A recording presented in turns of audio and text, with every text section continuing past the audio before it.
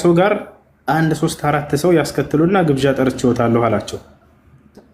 ነቢያችን ሰለላሁ ዐለይሂ ወሰለም ድምፃቸውን ከፍ አደረጉና ያ ጀማዓ አሏቸው፣ በሉ ወንድማችን ምግብ አዘጋጅቷል፣ ግብዣ ሁላችሁም ነው አሏቸው። ሰውየው በጣም ደነገጠ። እንዲያንተ ያላህ መልክተኛ፣ እኔ እኮ ያልኩት ከእርሶ ጋር አንድ 3-4 ሰው ነው፣ ለዚህ ህዝብ አይበቃም ያለው ምግብ ብሎ ነገራቸው። ነቢያችን ሰለላሁ ዐለይሂ ወሰለም ሂድና አሁን የምልህን አድርግ አሉት። የምልህን አድርግ አሉት። ነቢያችን ሰለላሁ ዐለይሂ ወሰለም ምን አሉት? ምን አሉት ነቢያችን ሰለላሁ ዐለይሂ ወሰለም? ሂድና ሚስትህን ሊጡን እንዳትጋግሪው እየቦካ ይጠብቀኝ፣ ስጋውንም ከብረት ድስቱ እንዳታወጪው ከሚሰራበት ማለት ነው እንዳታወጪው ብለውሻል የአላህ መልእክተኛ ብለህ ንገር አንተ አሉት። ሰውየው ቶሎ ሄደ፣ ወደ ሚስት ጋር ደረሰ፣ ነገራት ጉዳዩን። እኔ አላውቅልሽም ብሎ ጀመረ ወሬውን። ምንድነው ምን ሆንክ አለችው። እኔ ቀስ ብሎ ነብዩ ሰለላሁ ዐለይሂ ወሰለም ነግሬያቸው እንዳለ ህዝቡን 1500 ህዝብ ይዘው እየመጡ ነው አላቸው። ተቆጣች ሚስት። ቀስ ብለህ በጆሮአቸው ነገር አላልኩም ነበር አለችው። ይሄን ሁሉ ህዝብ የሚያበቃ ግብዣ የለኝም፣ ለአንድ 3-4 ከእርሶ ጋር ብቻ በላላልኩም አለችው። እኔ ብያቸው ነበር አለ። ነገር ግን እሳቸው በቃ ሂድና በከብረት ድስቱ እንዳታወጪው ሊጡንም እንዳትጋግሩ ብለው ነግረውሻል፣ የሚሆነውን ማየት ነው እንግዲህ አላት። ነቢያችን ሰለላሁ ዐለይሂ ወሰለም ከእርሳቸው ጋር ወደ 1500 የሚጠጋ ህዝብን ይዘው መጡ። ወዲያውም ሊጡን ወደ እኔ አምጡት አሉ። ፈደዓ ወባረከሁ ዐለይሂ ሰላቱ ወሰላም። ወዲያውም ሊጡን ተቀበሉና ዱዓ አደረጉ፣ ባረኩትም ይላል። ወዲያውም ስጋውን አምጡት አሉ ከተጣደበት። ነቢያችን ሰለላሁ ዐለይሂ ወሰለም ያዙና ዱዓ አደረጉ፣ ባረኩትም ይላል። አሁን ጋግሪ ብለው አዘዟት። ያቺ ሴት እየጋገረች ቂጣ ታቀብላለች። ነቢያችን ሰለላሁ ዐለይሂ ወሰለም አስተናጋጅ ሆነው ሰሃቦቻቸውን አንድ ቂጣ ይቀበላሉ፣ በእርሱ ላይ ስጋ እየጨለፉ ያደርጋሉ በጭልፋ። ለ1500 ህዝብ እንዲበቃ አደረጉት። ሁላችንም በላናል። ወላሂ የዓይን እማኝ ዘጋቢዎች ሲናገሩ ማለት ነው። ሐዲስ ላይ ቡኻሪና ሙስሊም ላይ ያለ ሐዲስ ነው። ሁላችንም እንዳለ በላን ጠገብን። ወላሂ እየማሉ ነው የተናገሩት። ወላሂ በአላህ ስም እንብናለን፣ ስንመጣ እንደነበረ ነው ሊጡ፣ ስጋውም እንደዚያው ነው፣ ሳይቀንስ ተመለሰን አሉ። ነቢያችን ሰለላሁ ዐለይሂ ወሰለም መጨረሻ ላይ በሉ። ሁሌ አስተናጋጅ ነበሩ በሰሃቦቻቸው መካከል።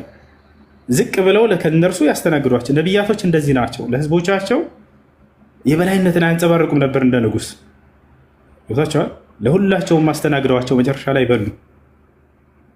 ነቢያችን ሰለላሁ ዐለይሂ ወሰለም ይሄ ለጥቂት ሰው የሚበቃን ምግብ ለብዙ ህዝብ እንዲበቃ የማድረግን ተአምር ተሰጥተዋል። ይሄ ብቻ አይደለም። ነቢያችን ሰለላሁ ዐለይሂ ወሰለም ከዕለታት አንድ ቀን የመካ ሰዎች ሊያሳዷቸው ባሉ ጊዜ መጨረሻ ላይ ከመካ ወደ መዲና ሲሳደዱ ማለት ነው፣ ነገ ነቢይ ሙሐመድ ሂጅራ ያደርጋሉ፣ ስደት ያደርጋሉ ወደ መዲና የሚለው ተሰማ። የመካ ሹማምንቶችና ንጉሶች ሙሐመድማ ወደ መዲና ሳይሳደድ በፊት ቶሎ መግደል አለብን ይህን ሰው አሉ። ቶሎ እንግደለው ተባባሉ። ተመሳጠሩ። እንዳለ የመካ ሹማምንቶችና ንጉሶች ውይይት አደረጉ።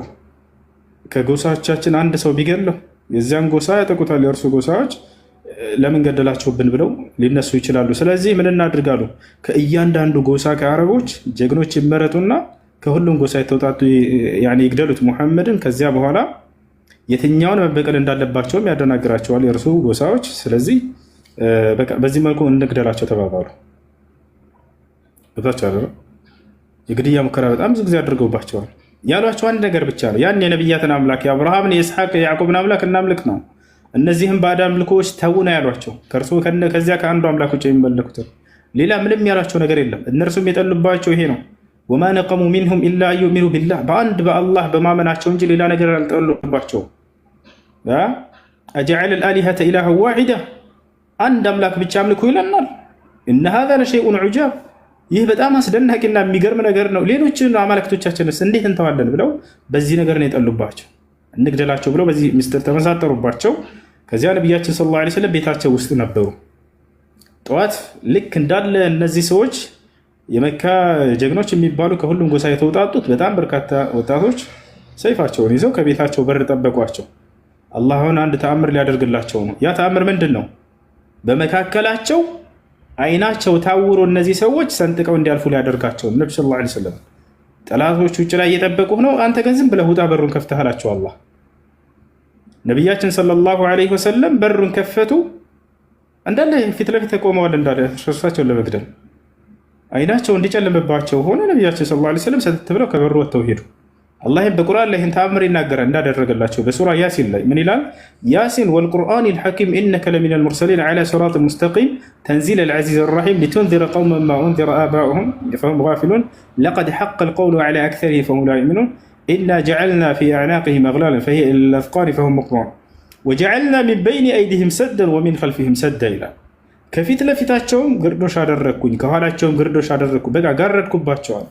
ፈሁም ላ ዩብሲሩን እነርሱ አንተንም አያዩህም። አላህ ጋረደባቸው፣ እንዳያዩቸው አደረገ። ወጡ። ነቢያችን ሰለላሁ ዐለይሂ ወሰለም ሄዱ።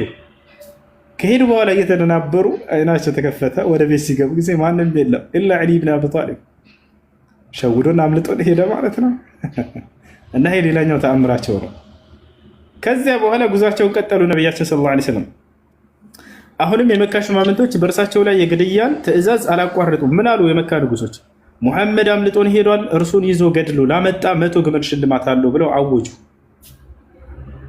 ነቢያቶችን ለመግደል በጣም ብዙ ጥረት ተደርጓል። ቀደምት ነቢያቶችን እንደገደሉ አዛ እንዳደረጉ እርሳቸውንም ብዙ የግድያ